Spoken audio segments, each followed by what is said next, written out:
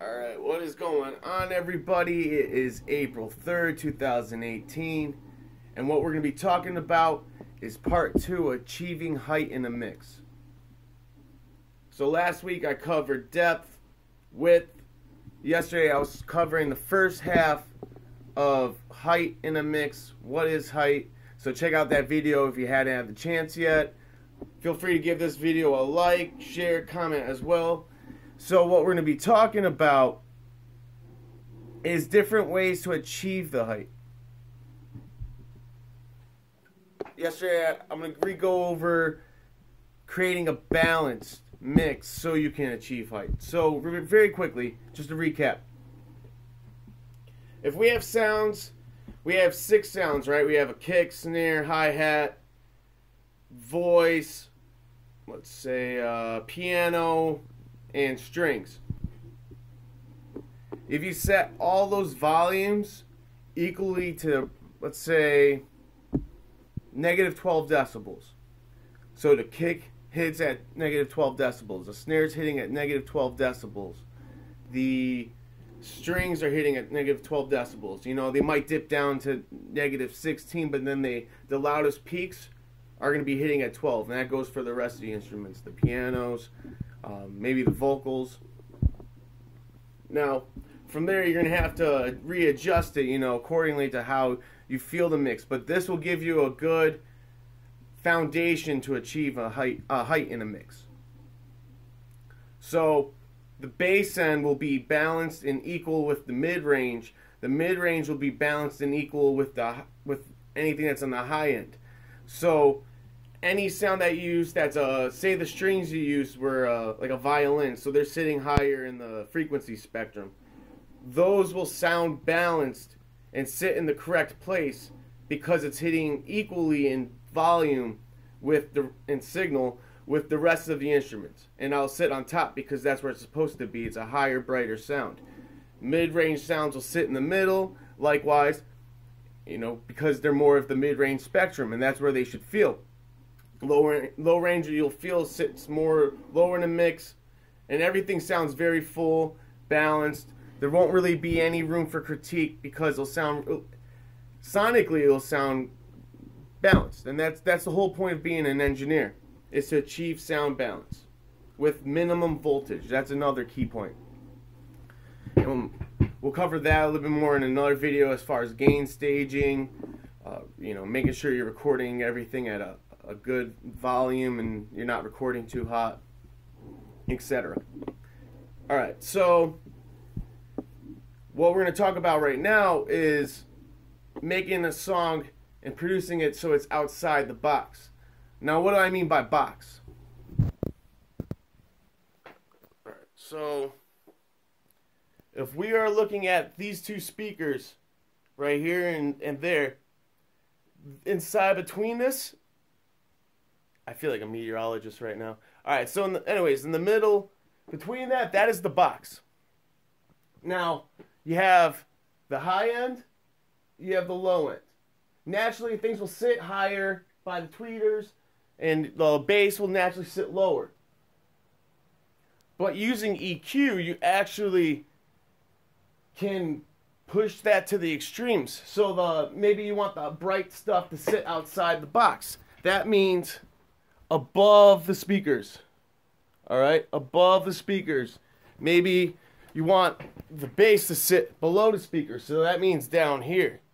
So if the bass was naturally sitting here, when you turn on the EQ, by cutting out maybe the high end from the bass, when you turn the EQ back on, because remember, always EQ with bypass on, then turn it back on. So when you turn it back on, you should hear the bass drop in the mix. And if it's not sitting where you want it to be, you know, re-bypass the EQ, try it again. Same with the high end. You know, you can even experiment with the mid-range, see if you want the mid-range outside the box, but I do recommend having something staying inside the speakers as well to give it contrast, so not everything is outside. And that also goes for width. You could actually try to push sounds even farther outside the speakers there, as well as on the other side. So yeah, that's some cool food for thought. That's another example. Now this other technique could be just strictly using sound strategically with your composition. So basically, you're always keeping in mind, all right, well, I want the song to have one bass sound, so that covers the low frequency spectrum. I want at least one instrument to cover the mid range, and then I want at least one sound to cover the high range. So you could do that. Well, I want 4 sounds to cover the low range. If you're trying to use a lot of different layers, you could try to layer up 4 different sounds for the bottom end. You could try to layer up another 4 for the mid range, and try layering up another 4 for the top range.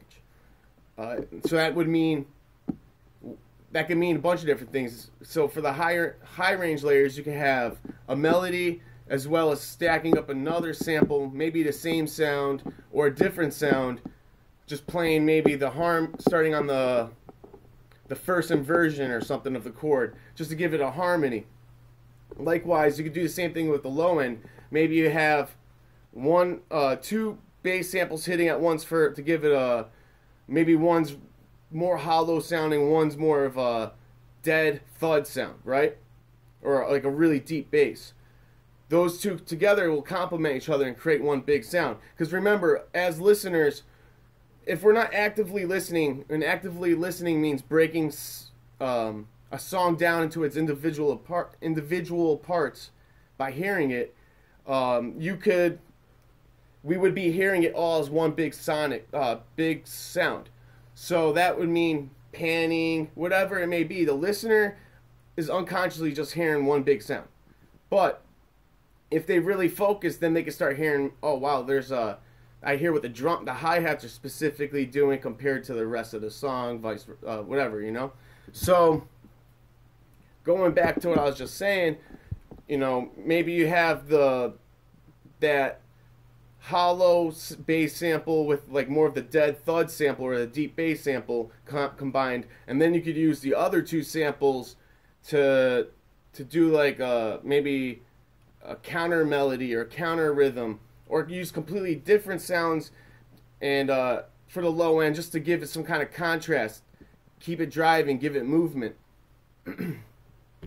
Another cool example would be you can match sounds with your percussion or your drum samples. So if I have one kick, then it'd be nice to have one bass sound to complement that kick. If I have a snare, then I would want to pick out a mid-range sound to complement that snare. If I have a hi-hat, then I would want at least one hi-hat sound to complement that hi-hat. Now let's talk about what I mean by complementing. Well, it could be the bass line is either hitting right with the kick, following chords. So every time the kick triggers, the bass line will follow it.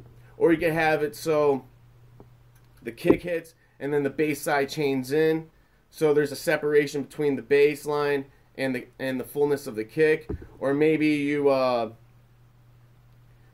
the bass fill in all the spaces between the kick. You know, it's up to you as the producer, as the beat maker to decide on that end. But that is it's very important to get that. Maybe you have a snare, so you pick out excuse me, you pick out like a mid-range guitar to follow every time the snare hits.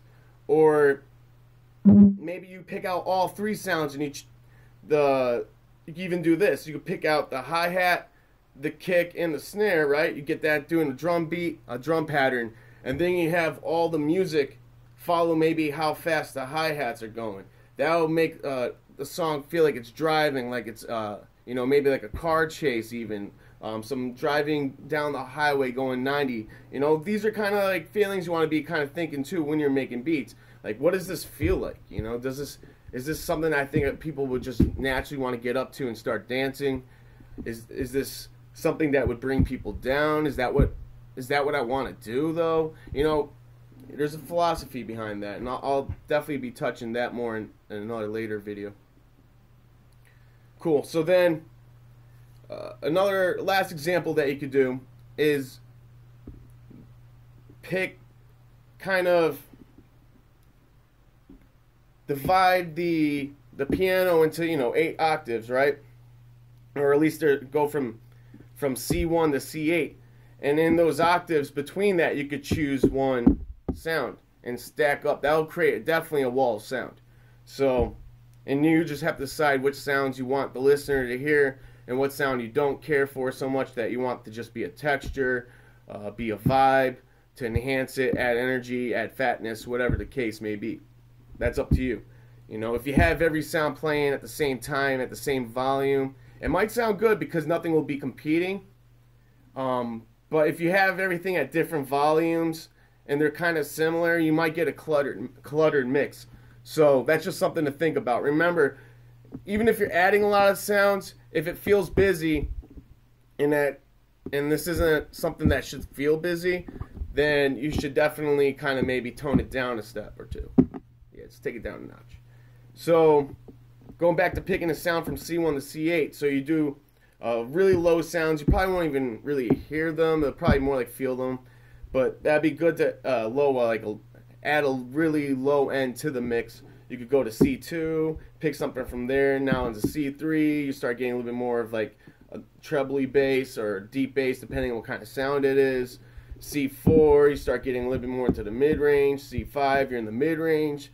C6, C7, C8, you start adding higher sounds. You'll have a full spectrum of sonically covering every octave that there is in Western music. So, you know what I mean? That's some cool ideas to think about.